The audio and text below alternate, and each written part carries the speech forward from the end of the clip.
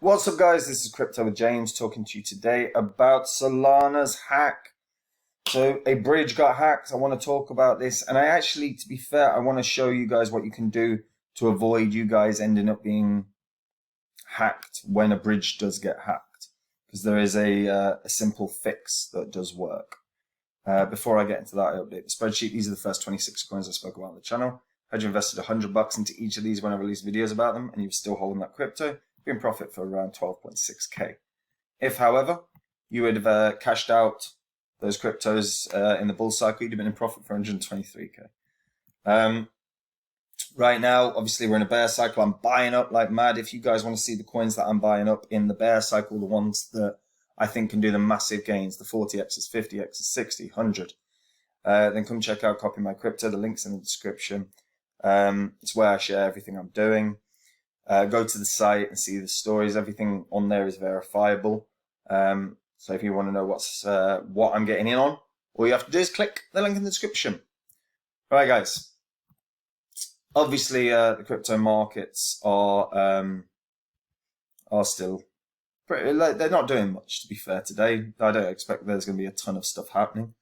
But the bigger thing I want to talk about is this. So, crypto hackers strike again. So Nomad, which was a bridge network that allowed users to convert their assets across blockchains, was exploited at the beginning of the week for 156 million. Over 40 attackers utilized a code error that allowed them to spoof transactions. That drained Nomad's Ethereum contract of most of its fund. Hours later, another crypto hack took place, this time on one of the largest cryptocurrencies on the market. Solana's hot wallets, or internet-connected wallets, were attacked, with 8,000 wallets being drained for roughly 8 million.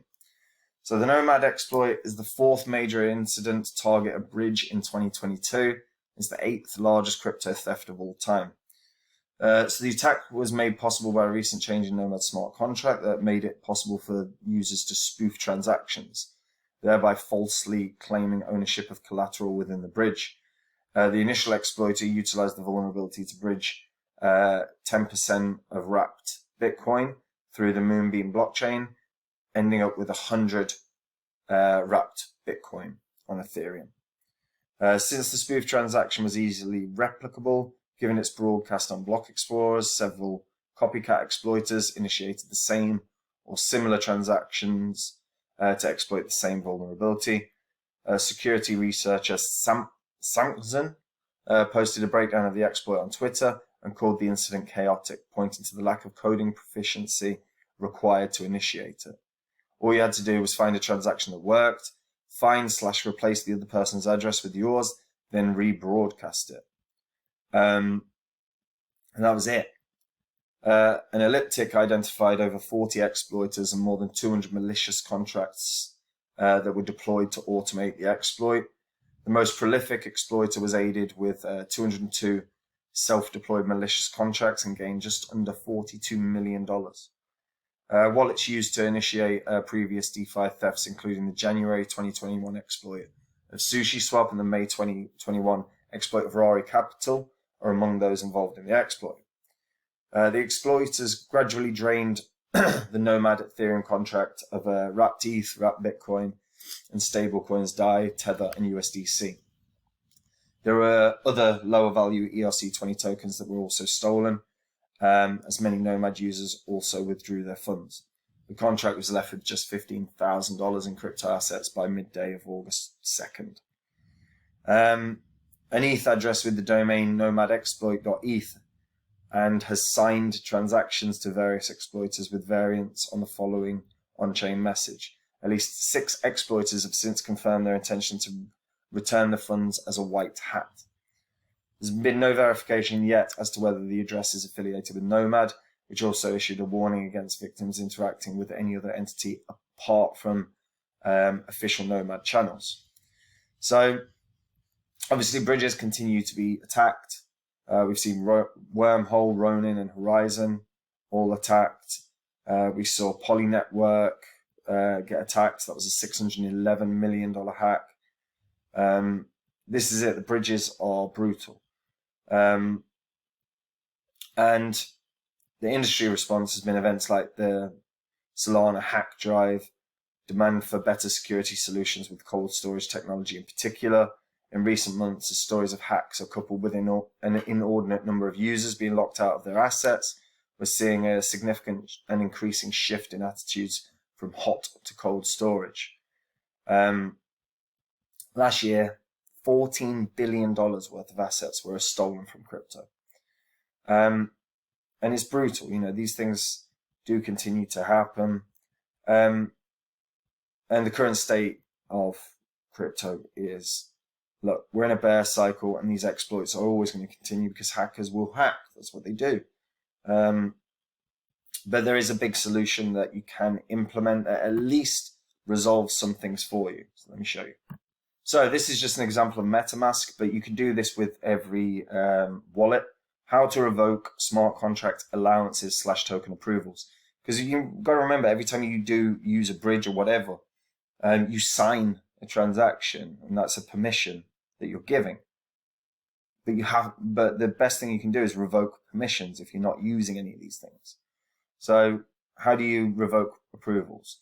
So you can head to the approval checker section of the Blockchain Explorer for the network you're using, and then use a platform such as Revoke for Ethereum mainnet, Unwrecked does multiple networks, Approve.zone does Ethereum mainnet, Coin Tools does multiple networks, Beefy.finance you can use for Binance.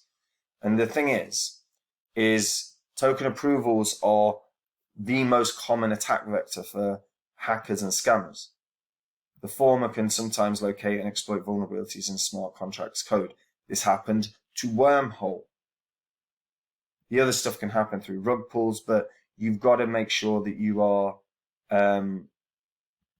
ensuring that your permissions are removed. Because here's the reality. If you use a bridge once, you've given permission. And then, if there is an exploit to be had, a hacker will always find it. And if they exploit those vulnerabilities, you could get your shit taken.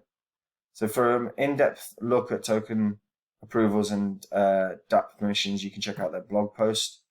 And this is on consensus.net. So basically the key thing is you've got to remove permissions. So there are multiple ways you can do it, but the key thing, guys, is just get used to removing the approvals after you've done them. You can also see token approvals checker that lets you view and revoke as well. So you literally just click here, and then etherscan.io will pop up with token approval checker. From there, you can then put in your wallet address, and you can see what your token approvals are and revoke them. That is worth doing. That secures you. If this shit happens, you need to be able to do this. So whether it's Ethereum, Binance, Smart Chain, Avalanche, Solana, whatever it is, you've got to make sure you've given as limited permission as possible on your hot wallets. If you do that, you will be safe, or you'll certainly increase the amount that you are safe. Because sadly, folks, these hacks will always continue. Even as security improves, hackers will improve. This is what happens. Effectively, when the security gets better, their job gets harder, so they've got to then up their game. They will up their game because it's profitable for them to up their game. So securing yourself as much as possible is always key. Ledgers, Trezors, generally the best way to go. But even with your hot wallets, remove your approvals, remove your permissions, and you should be safe.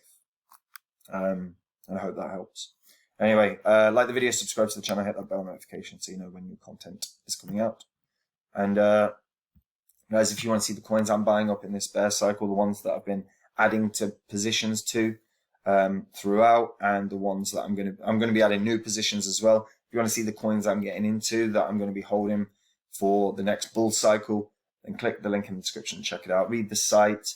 Everything on there is verifiable. You can go onto the backlog of all my YouTube stuff and see. And if it all resonates with you, I hope to see you there. Take it easy. Bye-bye.